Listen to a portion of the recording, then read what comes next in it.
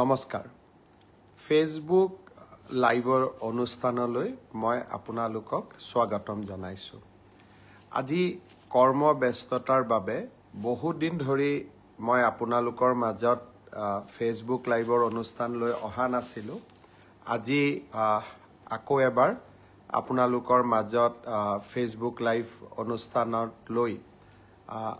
মই আপোনালোকৰ সন্মুখত উপস্থিত হৈছো আজি মহাপঞ্চমী দেৱী দুৰ্গা অহাকালি আমাৰ মাজলৈ আহিব আৰু শাৰদীয় দুৰ্গা উৎসৱ অসমবাসী ৰাইজে পালন কৰিব প্ৰতিকূল পৰিবেশৰ মাজতো সমাজখনলৈ যাতে শান্তি আহে সকলোৰে জীৱনলৈ যাতে সমৃদ্ধি আহে আৰু আমি যাতে বিভিন্ন প্ৰতিকূলতাৰ মাজতো জাতি হিচাপে আগবাঢ়ি যাব পাৰো তাৰ বাবে আমি আকৌ এবাৰ মা দুৰ্গাক সকলোৱে প্ৰণিপাত কৰিম আৰু মাৰ আশীৰ্বাদেৰে আমি সমগ্ৰ বছৰটো শক্তিশালী হৈ থাকিম সমগ্ৰ অসমবাসী ৰাইজলৈ মই শাৰদীয় দুৰ্গা পূজাৰ বহুত শুভেচ্ছা যাচিছো স্বাভাৱিকতে আজিৰ ফেসবুক লাইভ অনুষ্ঠানত কেইবাটাও গুৰুত্বপূৰ্ণ কথা মই আপোনালোকৰ লগত পাতিব খুজিম শেষত আমাৰ সকলোৰে আদৰৰ জুবিন গাৰ্গৰ মৃত্যুৰ তদন্ত হত্যাৰ তদন্তৰ বিষয়েও আপোনালোকৰ লগত কথা পাতিম প্ৰথমে মই সৰু কেইটামান কথা যি মোৰ দৃষ্টিত সৰু কাৰোবাৰ দৃষ্টিত সৰু নিবনুৱা যুৱকৰ বাবে বহুত ডাঙৰ কথা মই কেইটামান কথা ক'ব খুজিছো এডিআৰি আৰু বিভিন্ন পৰীক্ষাৰ ৰিজাল্ট আৰু নিযুক্তি পত্ৰ আমি 10 অক্টোবৰত দিবৰ বাবে সিদ্ধান্ত লৈছিলো কিন্তু যোৱা কেইদিনমানৰ ঘটনা প্ৰবাহ আৰু গুৱাহাটী হাইকোৰ্টৰ এটা ৰায়ৰ বাবে আমি অকণমান থমকি ৰবলগীয়া হৈছে মই আপোনালোকক আজি কোন পৰীক্ষাৰ কোন দিনাখন আমি ৰিজাল্ট এনাউন্স কৰিম সেই বিষয়ে মই আপোনালোকক স্পষ্টকৈ কম যাতে আপোনালোকৰ মনত কোনো সন্দেহ নাথাকে পোনপ্ৰথমে মই আপোনালোকক জনাব খুজিছো যে আমাৰ এডিআৰি পৰীক্ষাৰ যি গ্ৰেড 3 আছিল অৰ্থাৎ তৃতীয় বৰ্গৰ যি চাকৰি আছিল সেই চাকৰিৰ ফলাফল আমি 10 অক্টোবৰ তাৰিখে প্ৰকাশ কৰিম এডিআৰিৰ চতুৰ্থ শ্ৰেণীৰ যি পৰীক্ষা আছিল প্ৰায় 5000 পদ আছিল এই পৰীক্ষাৰ ফলাফল আমি 15 অক্টোবৰ তাৰিখে ঘোষণা কৰিম স্বাস্থ্য বিভাগৰ বিভিন্ন পৰীক্ষাৰ ফলাফল নন টেকনিক্যাল টেকনিক্যাল স্বাস্থ্য বিভাগৰ আটাইবোৰ পৰীক্ষাৰ ফলাফল আমি 12 অক্টোবৰ তাৰিখৰ আগতে ঘোষণা কৰিম এলিমেন্টাৰী প্ৰাথমিক বিদ্যালয়ৰ শিক্ষকৰ নিযুক্তিৰ বাবে আমি যি পৰীক্ষা বা আমি যেটো নিযুক্তিৰ প্ৰক্ৰিয়া আৰম্ভ কৰিছো সেই পৰীক্ষাৰ ফলাফল আমি 15 পৰা 20 অক্টোবৰৰ ভিতৰত প্ৰকাশ কৰিম তাৰ কাৰণ প্ৰাথমিক বিদ্যালয়ৰ শিক্ষক শিক্ষয়িত্ৰীৰ পৰীক্ষাৰ ফলাফল ঘোষণা কৰাৰ আগতে আমি গ্ৰেজুৱেট টিচাৰ আৰু পোষ্ট গ্ৰেজুৱেট টিচাৰৰ ৰিজাল্ট ঘোষণা কৰিব খুজিছো যাতে ওভাৰলেপিং নহয় অৰ্থাৎ প্ৰাথমিক বিদ্যালয়ৰ শিক্ষকৰ পদ নিৰ্বাচিত গ্ৰেজুৱেট টিচাৰ বা পোষ্ট গ্ৰেজুৱেট টিচাৰ সকলে দখল কৰিব নোৱাৰে আৰু আমাৰ যুৱক যুৱতী সকল যাতে বঞ্চিত নহয় গ্ৰেজুৱেট টিচাৰ আৰু পোষ্ট গ্ৰেজুৱেট টিচাৰৰ পৰীক্ষাৰ ফলাফল আমি 15 অক্টোবৰ তাৰিখে ঘোষণা কৰিম অৰ্থাৎ এই গোটেই পৰীক্ষাৰ ফলাফলসমূহ আমি 20 অক্টোবৰ তাৰিখৰ আগতে আমি ঘোষণা কৰিবলৈ সক্ষম হ'ম আপোনালোকে এতিয়া সুধিব যে পুলিচৰ পৰীক্ষাৰ ফলাফল আমি কেতিয়া দিম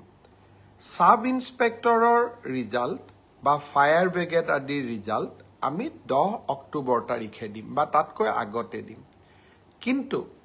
AB আৰু UB কনিষ্টবলৰ ৰিজাল্ট দিয়াৰ ক্ষেত্ৰত গুৱাহাটী উচ্চ ন্যায়ালয়ে এটা আমাক সাময়িকভাৱে বাধা আৰোপ কৰিছে আমি আশা কৰোঁ সেই বাধা আৰোপ অতিক্ৰম কৰি অৰ্থাৎ উচ্চ ন্যায়ালয়ক সন্তুষ্ট কৰি আমি এই মাহৰ ভিতৰতে পুলিচৰো AB আৰু UB কনিষ্টবলৰ ৰিজাল্ট ঘোষণা কৰিব পাৰিম এই গোটেই ৰিজাল্টৰ ফলাফলৰ লিষ্টখন দেখিলে আপোনালোকে ইতিমধ্যে গম পাইছে যে আমি 20 অক্টোবৰলৈকে যাবলগীয়া হৈছে কিন্তু মই প্ৰতিশ্ৰুতি দিছিলোঁ যে অক্টোবৰ মাহৰ ভিতৰতে 10 অক্টোবৰত আপোনালোকক নিযুক্তি পত্ৰ দিম 10 অক্টোবৰত মই নোৱাৰিলেও অন্তত 25-26 অক্টোবৰৰ ভিতৰত আপোনালোকৰ হাতত মই নিযুক্তি পত্ৰ তুলি দিম কাৰণ পৰীক্ষাৰ ফলাফল ঘোষণা কৰাৰ পিছতো আমি বিভাগলৈকে কাক কোন বিভাগত দিম ৰেণ্ডমাইজেশ্যন কৰিব লাগে আৰু তাৰ পিছত বিভাগসমূহেও আপোনালোকৰ পোষ্টিং অৰ্ডাৰ উলিয়াব লাগে সেই কাৰণে অক্টোবৰ মাহৰ ভিতৰতে আপোনালোকৰ নিযুক্তি হ'ব কিন্তু কেইটামান দিন আপোনালোকে অপেক্ষা কৰিব লাগিব ইয়াৰ কাৰণো আপোনালোকে জানে যোৱা কেইবাটাও দিন ধৰি আমি কোনেও কাম কৰিব পৰা নাই জুবিনৰ মৃত্যু বা জুবিনৰ দুৰ্ঘটনাৰ পিছত বা বহুতে কোৱাৰ দৰে হত্যাৰ পিছত যি ধৰণে আমি নকওঁ কিয় আমাৰ মনবোৰ বিষাদেৰে ভৰি পৰি আছিল কাম কৰিব পৰা কোনেও নাছিল কিন্তু আমি যিহেতু আগুৱাই যাবই লাগিব সেইবাবে মই আজি আপোনালোকক নিশ্চিতভাৱে কোন পৰীক্ষাৰ কেতিয়া ফলাফল ঘোষণা কৰিব তাক মই জনালো আৰু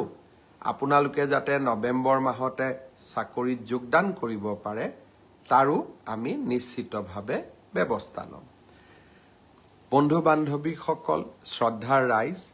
আৰু কেইটামান কথা মই আপোনালোকক ক'ব খুজিছো অৰুণোদয়ৰ জৰিয়তে আমি অসমৰ 30 লাখ পৰিয়ালক মাহত 1250 টকাকৈ আগবঢ়াওঁ যোৱা 17 ছেপ্টেম্বৰ তাৰিখৰ পৰা আমি অৰুণোদয় তৃতীয় সংস্কৰণ আৰম্ভ কৰিব বিচাৰিছিলোঁ তাৰ পিছত আমি 25 তাৰিখৰ দিনটো ধাৰ্য কৰিছিলোঁ কিন্তু অসমত চলি থকা ঘটনা প্ৰবাহৰ বাবে এই আঁচনিখনো আমি নিৰ্দিষ্ট দিনত দিব নোৱাৰিলোঁ অহা 7 অক্টোবৰ তাৰিখে আমি আপোনালোকৰ হাতত অৰুণোদয় তুলি দিম আৰু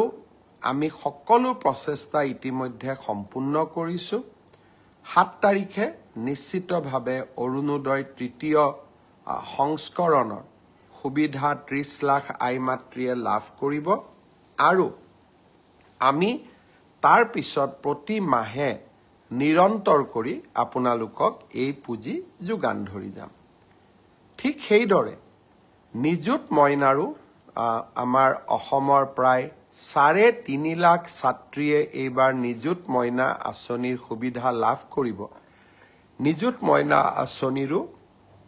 আমি যিহেতু প্ৰথম কিস্তিৰ ধন আমি চেক যোগে দিওঁ বেংকক আমি চেকসমূহ বনাব দিছোঁ নিযুত মইনা আঁচনিৰো প্ৰথম কিস্তিৰ ধন আমি 10 পৰা 15 অক্টোবৰৰ ভিতৰত সকলোৰে হাতত তুলি দিম আৰু তাৰ পৰৱৰ্তী মাহৰ পিছত সকলোৱে বেংক যোগে নিযুত মইনা আঁচনিৰ ধন লাভ কৰি থাকিব এডিআৰিৰ ওপৰত আপোনালোকৰ প্ৰশ্ন আছিলে অৰুণোদয়ৰ ওপৰত আপোনালোকৰ প্ৰশ্ন আছিলে নিযুত মইনাৰ ওপৰত আপোনালোকৰ প্ৰশ্ন আছিলে মই চেষ্টা কৰিছিলোঁ যাতে আজি ফেচবুক লাইভৰ জৰিয়তে গোটেইখিনি উত্তৰ দিব পাৰোঁ শ্ৰদ্ধা ৰাইজ যোৱাকালি বিটিচিৰ নিৰ্বাচন সম্পূৰ্ণ হ'ল এয়া প্ৰথমবাৰৰ বাবে বড়োভূমিত নিৰ্বাচন অনুষ্ঠিত হ'ল যি নিৰ্বাচনৰ পূৰ্বেও হিংসাত্মক ঘটনা সংঘটিত হোৱা নাছিলে নিৰ্বাচনৰ সময়তো হিংসাত্মক ঘটনা সংঘটিত নাই হোৱা আৰু নিৰ্বাচনৰ ফলাফল দিয়াৰ পিছতো সকলো পক্ষই ক্ৰীড়া সুলভ মনোভাৱেৰে পৰীক্ষাৰ ফলাফল যেনেকৈ আমি গ্ৰহণ কৰোঁ নিৰ্বাচনৰ ফলাফলো তেনেকৈ আমি গ্ৰহণ কৰিছোঁ মই বড়োভূমিৰ ৰাইজলৈ পুনৰ এবাৰ অভিনন্দন জনাইছোঁ আৰু BPF দলৰ মুৰব্বী হাগ্ৰামা মহিলাৰীক তেখেতৰ বিজয়ৰ বাবে অভিনন্দন জ্ঞাপন কৰিছোঁ ভাৰতীয় জনতা পাৰ্টিয়ে আকাংক্ষিত ফল লাভ কৰিব নোৱাৰিলে আমি 5খন আসনত জয়লাভ কৰিলোঁ আৰু 5খন আসনত আমি 150ৰ পৰা 600 ভোটৰ ব্যৱধানত হাৰিবলগীয়া হ'ল মূল কাৰণ এইটোৱে যে যিদিনাখনে আমি জুবিন গাৰ্গৰ মৃত্যুৰ বাতৰি পালোঁ আমি গোটেইবিলাকে নিৰ্বাচনৰ ৰণক্ষেত্ৰৰ পৰা আঁতৰি আহিলোঁ আৰু জুবিনৰ শৱদেহ পাৰ্থিৱ শৰীৰ গুৱাহাটীলৈ উভতাই অনা পোষ্টমৰ্টেম শ্ৰদ্ধাঞ্জলি আৰু শেষকৃত্য সম্পন্ন কৰ্তব্যৰ তাগিদাত আমি নিৰ্বাচনৰ ৰণভূমি তাতেই এৰি থৈ উভতি আহিলোঁ আকাংক্ষিত ফল লাভ কৰিব নোৱাৰিলোঁ কিন্তু আমি সকলোৱে জানো যে কৰ্তব্যৰ আহ্বানতকৈ জীৱনত আন একোৱে ডাঙৰ হ'ব নোৱাৰে যদিও আমি কৰ্তব্যৰ আহ্বানৰ বাবে কেইটামান চিট হেৰুৱাবলগীয়া হ'ল আমাৰ এই সামান্য ত্যাগে জুবিনৰ শেষ যাত্ৰাক অধিক মহিমাময় কৰি তুলিছিলে ৰাইজক আমি বিভিন্ন প্ৰকাৰে সেই সময়ছোৱাত ৰাইজৰ লগত থিয় হৈ থাকিব পাৰিছিলোঁ সেয়ে 4-5টা চিটত আমি অত্যন্ত কম ভোটত হাৰিলেও আমি তাক পৰাজয় বুলি ভবা নাই বড়োভূমিৰ ৰাইজলৈ আৰু ভাৰতীয় জনতা পাৰ্টিক ভোট দিয়া প্ৰতিগৰাকী ৰাইজলৈ মই মোৰ অজস্ৰ কৃতজ্ঞতা জ্ঞাপন কৰিছোঁ আপোনালোকক মই প্ৰতিশ্ৰুতি দিছিলোঁ যে আমি আপোনালোকক অৰুণোদয় আঁচনিৰ হিতাধিকাৰী তালিকা চূড়ান্ত কৰিম মহিলা উদ্যমিতা আমি আপোনালোকক প্ৰদান কৰিম কেইবাখনো নদীৰ ওপৰত দলং বনোৱাৰ প্ৰস্তাৱ এই গোটেইবোৰ কথা নিৰ্বাচনত পৰাজিত হ'লেও বা আকাংক্ষিত ফল নাপালেও আমি আপোনালোকৰ কাৰণে কৰিবৰ বাবে চেষ্টা কৰিম পুনৰ এবাৰ আপোনালোকক বহুত বহুত ধন্যবাদ জনাইছোঁ জুবিনৰ বিষয়ে আহিব খুজিছোঁ বহু সময়ত ব্যক্তিগত কথা কোৱা উচিত নহয় আৰু ব্যক্তিগত কথা কোৱাৰ পৰিৱেশো নাথাকে যোৱা 6টামান বছৰ আগতে এদিন মই কৈছিলোঁ যে জুবিনৰ বিপথে পৰিচালিত কৰাত তেওঁৰ আশে-পাশে লাগি থকা মানুহখিনি জড়িত হৈ আছে 6 বছৰ আগতে মই কি কৈছিলোঁ হি এতিয়াও সংবাদ মাধ্যমত বৰ্তমান সামাজিক মাধ্যমতো তাৰ উপস্থিতি আছে সেয়েহে মোৰ গোটেই ঘটনাৰ সম্পৰ্কত মোৰ মতামত বা স্পষ্ট ভাৱ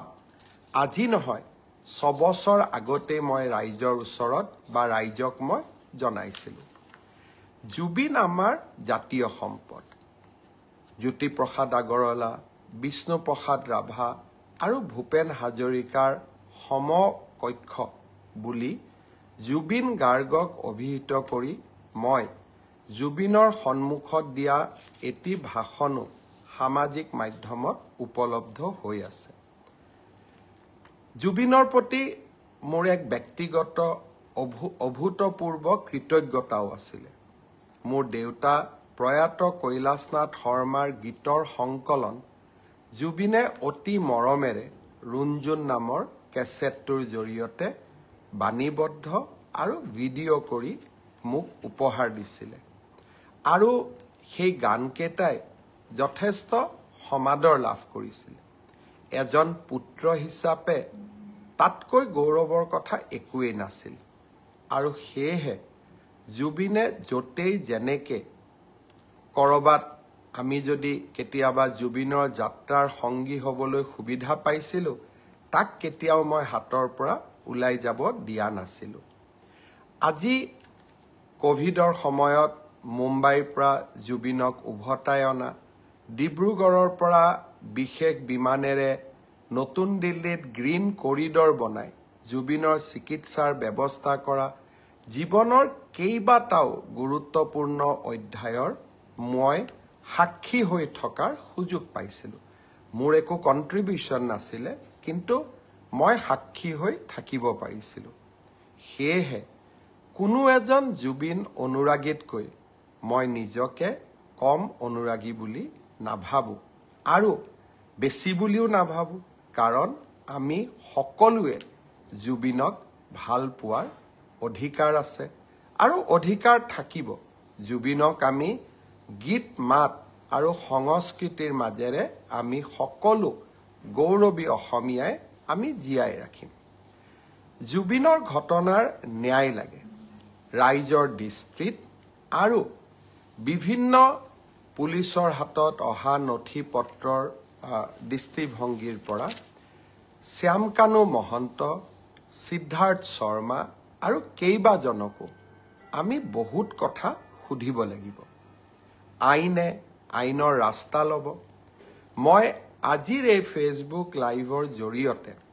শ্যামকানু মহন্ত আৰু সিদ্ধাৰ্থ শৰ্মাক ক'ব বিচাৰোঁ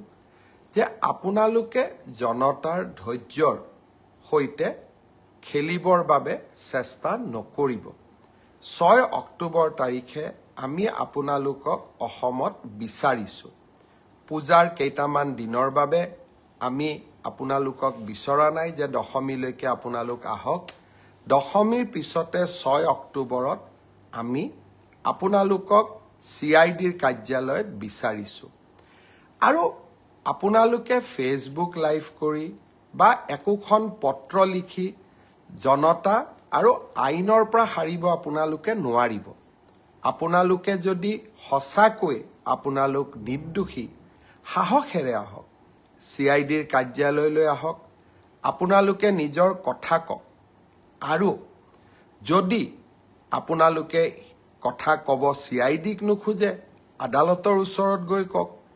কিন্তু ৰাইজৰ ক্ষোভৰ সৈতে, যি ক্ষোভ এতিয়া অগণিত পৰিণত হৈছে, ক্ষোভৰ সৈতে আপোনালোকে খেলা নকৰিব। মই অসমৰ মুখ্যমন্ত্ৰী হিচাপে আপোনালোকক স্পষ্ট সকিয়নি দিব খুজিছোঁ যে অহা 6 অক্টোবৰৰ তাৰিখৰ দিনা আপোনালোকে নিশ্চিতভাৱে গুৱাহাটীলৈ আহি আপোনালোকে আপোনালোকৰ মন্তব্য, আপোনালোকৰ বক্তব্য আগবঢ়াওক। আইনে আইনৰ মাজেৰে গতি কৰিব। আৰু এটা কথা মই সকলোকে স্পষ্ট কৰি দিব খুজিছোঁ, কোভিডৰ সময়তো মই অসমবাসী জনসাধাৰণক এৰা নাছিলোঁ। বানপানীৰ সময়তো মই অসমবাসী জনগণক এৰা নাছিলোঁ। আৰু জীৱনত এটা দিন আহিছিল যে PPE কিট পিন্ধিও কোভিডৰ ICUৰ ভিতৰত গৈ জনতাক সেৱা কৰাৰ চেষ্টা কৰিছিলোঁ। আৰু আজি যেতিয়া অসমৰ জনতাই জুবিনক ন্যায় দিয়াৰ বাবে আন্দোলন কৰিছে, তাৰ পৰা মই পৃথক নহয়। আৰু সেই কাম মই কৰিবই লাগিব। আৰু সেইকাৰণে মই আজি পুনৰ এবাৰ প্ৰতিশ্ৰুতি দিছোঁ যে জুবিনৰ ঘটনাৰ সৈতে জড়িত সকলো কেইগৰাকী ব্যক্তিক আইনৰ সন্মুখলৈ অনাৰ দায়িত্ব অসমৰ মুখ্যমন্ত্ৰী হিচাপে মোৰ। আৰু সেই দায়িত্ব মই কৰ্তব্য নিষ্ঠাৰে সৈতে পালন কৰিম, দায়বদ্ধতাৰে সৈতে মই পালন কৰিম। আগতেও বহু এনেকুৱা ঘটনা হৈছে। আসামী কেতিয়াবা 2টা দিন পলাই থাকে, কিন্তু আইনৰ হাত বহু দীঘল, আইনৰ ধৈৰ্য আছে। আৰু আইনে কেনেকৈ আগবাঢ়িব লাগে তাৰ বিষয়ে আইনে জানে, আৰু আইনে কাকো ৰেহাই নিদিয়ে। অসম পুলিচে বিভিন্ন সময়ত প্ৰমাণ কৰিছে, শিশুৰ বলাৎকাৰৰ ঘটনাৰ পৰা গড় হত্যাৰ আসামীলৈকে অসম পুলিচে ইতিমধ্যে প্ৰমাণ কৰিছে যে অসম পুলিচে সময়ত কিমান শক্তিশালী ভূমিকা ল'ব পাৰে। আৰু সেইকাৰণে কাৰোবাৰ মনত অকণমানো ধাৰণা থাকিব নালাগে যে এইখন চৰকাৰে জুবিনক ন্যায় দিয়াৰ প্ৰচেষ্টা নকৰিব। এইখন চৰকাৰে শ্যাম কানু মহন্ত, সিদ্ধাৰ্থ শৰ্মাৰ দৰে ব্যক্তিৰ ওচৰত শিৰ নত কৰিব। এইখন চৰকাৰে অসমৰ ৰাইজৰ ওচৰত শিৰ নত কৰিব। সিদ্ধাৰ্থ শৰ্মা আৰু শ্যাম কানু মহন্তৰ ওচৰত শিৰ নত নকৰে। আৰু সেইবাবে মই সিদ্ধাৰ্থ শৰ্মা আৰু শ্যাম কানু মহন্তক কম যে ঘটনা প্ৰবাহ বহু দূৰলৈ যাব নিদিব। আইনৰ কোনোবাই যদি ভাবিব পাৰে যে আমি আদালতত যাম, এণ্টিচিপেটৰী বেইল ল'ম, ইণ্টাৰিম বেইল ল'ম, এই প্ৰচেষ্টাবিলাক কৰা উচিত নহয়। কাৰণ জুবিন এগৰাকী জাতীয় সম্পদ। জুবিনৰ হত্যাৰ প্ৰতিটো মুহূৰ্তৰ ঘটনা তন্ন তন্ন কৰি ৰাইজৰ আগত আপোনালোকে ক'ব লাগিব। আৰু মই ভাবোঁ এই কাম আপোনালোকে কৰিব। আৰু আপোনালোকক কোনো ক্ষেত্ৰতে আইনৰ বাহিৰত গৈ শাস্তি দিয়া নহয়। আইনে আপোনালোকক দোষী হ'লে শাস্তি দিব, দোষী নহ'লে আপোনালোকক নিৰ্দোষী বুলি ক'ব। কিন্তু আইনৰ পৰা দূৰত থাকিলে আপোনালোকে কেতিয়াও নাভাবিব যে চৰকাৰ মনে মনে থাকিব আৰু চৰকাৰে ব্যৱস্থা নল'ব। মই আৰু কেইটামান মনৰ কথা ক'ব খুজিছোঁ। এইখন জুবিনৰ অসম, এইখন আমাৰ জননী আৰু জন্মভূমি। এইখন অসমত আমি যিকোনো কাৰণতে এইখন অসমক আমি নেপাল কৰিব নোৱাৰোঁ। কেইটামান দিনৰ পৰা সামাজিক মাধ্যমত নেপালৰ উদাহৰণ দিয়া হৈছে। আমি অসমত লাচিতৰ উদাহৰণ দিম। আমি অসমত আমি মহাৰাজ পিথুৰ উদাহৰণ দিম। আমি ভগদত্তৰ উদাহৰণ দিম। আমি ভূপেন হাজৰিকাৰ উদাহৰণ দিম। আমি জুবিন গাৰ্গৰ উদাহৰণ দিম। আমি নেপালৰ উদাহৰণে অসম নচলাম। আজি এটাই মই কথা ক'ব খোজোঁ, এটাও যদি অসমৰ সম্পত্তিক আজি আমি হানি কৰোঁ, আটাইতকৈ দুখ জুবিন গাৰ্গে পাব। কাৰণ এইখন জুবিনৰ অসম, আমাৰ সকলোৰে জননী আৰু জন্মভূমি। আজি কেইগৰাকীমান ব্যক্তিয়ে জুবিনৰ ন্যায় বিচাৰি ৰাস্তাত আন্দোলন কৰিছে। পুলিচে তেওঁলোকক গ্ৰেপ্তাৰ কৰিছে আৰু মানুহে সুধিছে তেওঁলোকক কিয় গ্ৰেপ্তাৰ কৰা হ'ল। এজন ব্যক্তিৰ নাম অজয় ফুকন। জুবিন গাৰ্গে নিজে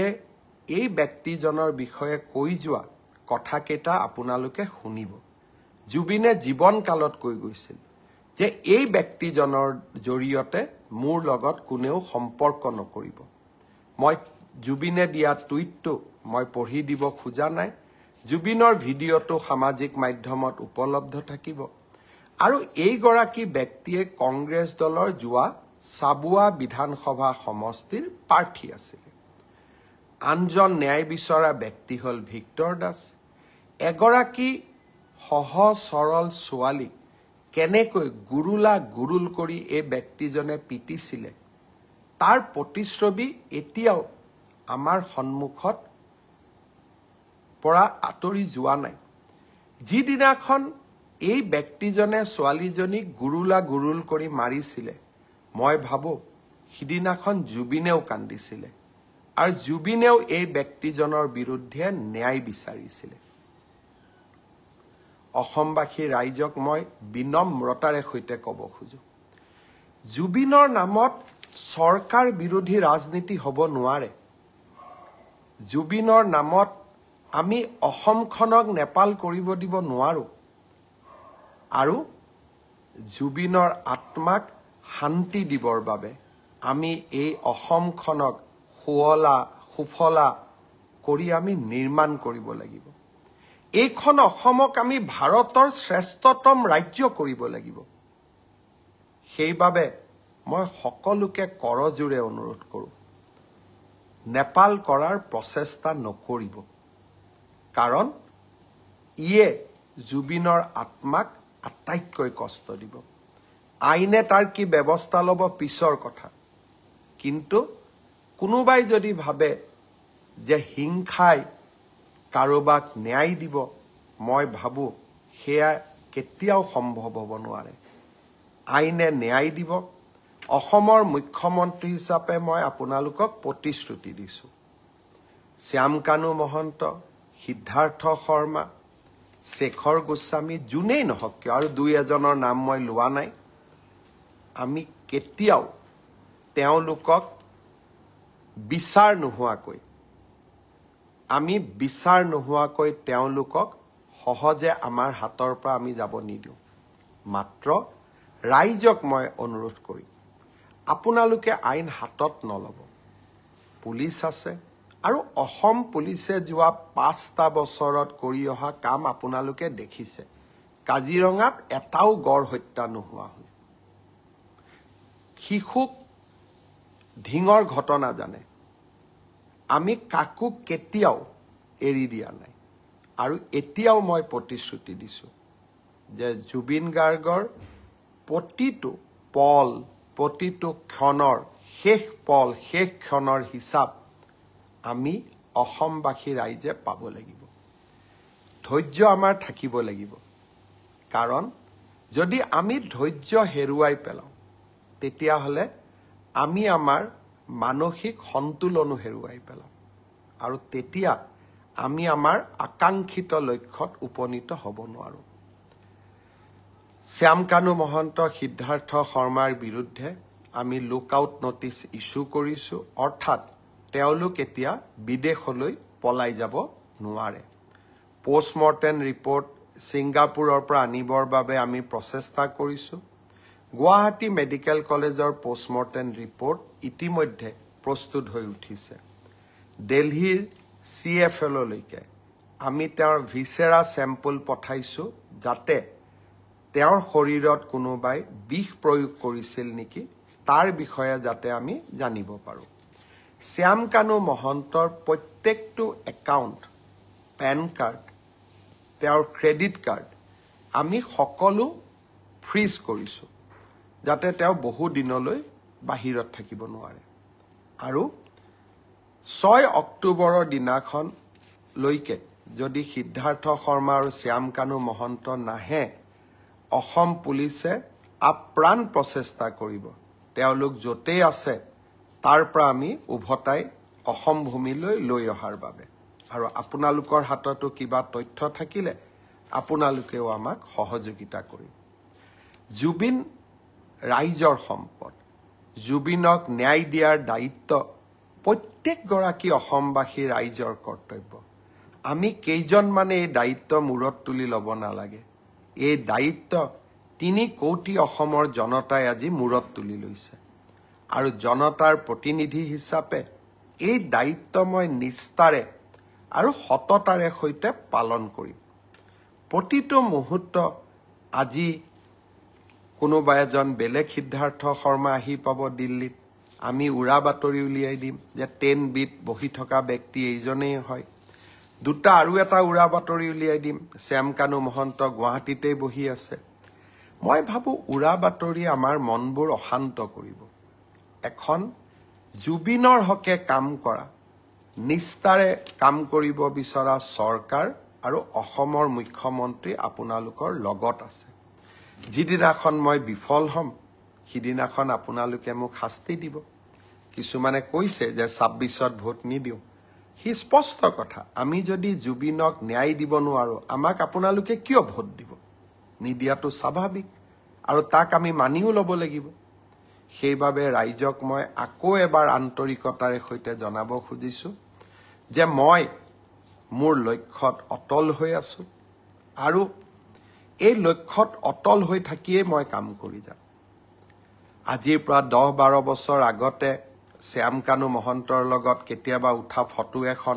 সামাজিক মাধ্যমত দিব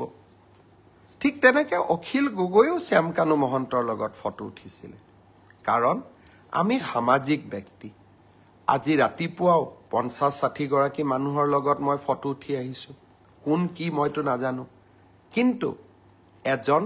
সামাজিক ব্যক্তি হিচাপে জীৱনৰ বিভিন্ন মুহূৰ্তত বিভিন্ন সময়ত কাৰোবাক আমি লগ পাওঁ কিন্তু অপৰাধীক সহায় কৰা হি অসমৰ মুখ্যমন্ত্ৰীৰ দায়িত্ব হ'ব নোৱাৰে ব্যক্তিগত সম্পৰ্কৰ ওপৰত গৈ আমি জুবিনক ন্যায় দিবই লাগিব সমাজক আমি সন্তুষ্টি কৰিবই লাগিব আৰু এয়া মোৰ দায়িত্ব আৰু কৰ্তব্য মই মাত্ৰ এটাই অনুৰোধ কৰিম অসমক নেপাল বনাম বুলি নকব বহু কষ্ট কৰি আমি সকলোৱে এইখন অসমলৈ এটা নতুন গতি উভতাই আনিছো সেমি কণ্ডাক্টৰৰ পৰা বাহেৰে বনোৱা ইথানল নামৰূপৰ সাৰ কাৰখানাৰ পৰা নুমলীগড়ৰ শোধানাগাৰ আৰু এইখন অসমত IIT, IIM, national forensic science university মোৰ অসম আজি বিকাশৰ অনন্য যাত্ৰালৈ আগবাঢ়ি গৈছে 1.5 লাখ যুৱক যুৱতীয়ে চৰকাৰী চাকৰি পাইছে এটকাকৈ ঘোষ নিদিয়াকৈ এইখন অসমক আমি নেপাল বনাম এইখন অসমক আমি লণ্ডভণ্ড কৰিম মোৰ মনে নামানে মোৰ প্ৰাণে নামানে অসমৰ যুৱ শক্তিয়ে এইখন অসমক আগুৱাই লৈ যাব এইখন জুবিনৰ অসম এইখন ভূপেন হাজৰিকাৰ অসম এইখন জ্যোতি বিষ্ণুৰ অসম আৰু এইখন অসমক আমি মহাশক্তি কৰিব লাগিব জুবিনৰ ঘটনাৰ নিৰপেক্ষ তদন্ত কৰিবৰ বাবে যোৱাকালি মই গুৱাহাটী উচ্চ ন্যায়ালয়ৰ মুখ্য ন্যায়াধীশক এখন চিঠি লিখিছো যে এজন সিটিং জাজেৰে আপুনি এখন জুডিশিয়েল কমিশনো গঠন কৰি দিয়ক যদি পুলিচৰ তদন্তত কিবা ভুল থাকে জুডিশিয়েল কমিশনখনে যাতে আমাক তন্নকৈ চাই থাকিব পাৰে অৰ্থাৎ আমি ট্ৰান্সপাৰেন্সি আৰু স্বচ্ছতাৰ মাজেৰে এই তদন্তক আমি আগবঢ়াই লৈ যাব বিচাৰো অসমৰ ৰাইজক মই আৰু এটা প্ৰতিশ্ৰুতি দি থৈছো যিদিনাখনে আমি অনুভৱ কৰিম যে অসম পুলিচে জুবিনক ন্যায় দিব নোৱাৰে সিদিনাখনে এই গোচৰ আমি CBI লৈকে পঠাই দিম আজি ৰাতিপুৱা মই কেন্দ্ৰীয় গৃহমন্ত্ৰী ডাঙৰীয়াক জনাইছো যে প্ৰয়োজন হলে এই গোচৰ মই CBI লৈকে পঠাম আশা কৰো মোৰ ব্যক্তিগত অনুভূতি আৰু প্ৰতিবদ্ধতা আপোনালোকে সকলোৱে বুজি পাব আৰু সকলোৱে এই জটিল সময়ত আমাক সহযোগিতা কৰিব মোৰ জননী জন্মভূমি মোৰ অসম আৰু এইখন অসমক আমি কেতিয়াও নেপাল নকৰো এইখন অসম সদায় বিকাশৰ গতিৰে আগবাঢ়িব আৰু যিসকলে অসমখনক নেপাল কৰিব খুজিব তেওঁলোকৰ লগত মোৰ ৰাস্তা নিমিলে আৰু তেওঁলোকক জীৱনৰ শেষ মুহূৰ্তলৈ আৰু জীৱনত এটোপা ৰক্ত থকালৈকে অসমক নেপাল কৰিব খোজা সকলৰ সৈতে সাহসেৰে মই থিয় দিম লাগিলে তেনে কৰিবলৈ যাওঁতে মই মৃত্যুকো সাৱটি ল'ম বহুত বহুত ধন্যবাদ